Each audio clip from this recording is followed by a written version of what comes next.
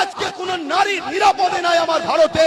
বাইরে বেরোলে তার বাপ মা শিওর নয় যে আমার বেটিটা নিরাপদে আসবে। হয় রেপ হয়ে কোন জায়গায় মারা যাবে, হয় রেপ হয়ে তাকে গায়েব করে দেওয়া হবে, নাই রেপ হয়ে তাকে পুড়িয়ে দেওয়া হবে। এগুলোকে রুখতে পারছিস না, তোরা বলছিস ইসলামে নাকি রেপ করা কোনো পাপ নয়। অথচ ইসলাম বলছে কোন নারীকে যদি কেউ রেপ করে সেই রেপিস্টের শাস্তি একটাই, মৃত্যুদণ্ড। আর আমার দেশে কি রেপিস্টদের কি শাস্তি?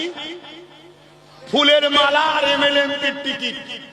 লজ্জা লাগছে বলতে? আমার দেশে রেপিস্টদের কি শাস্তি?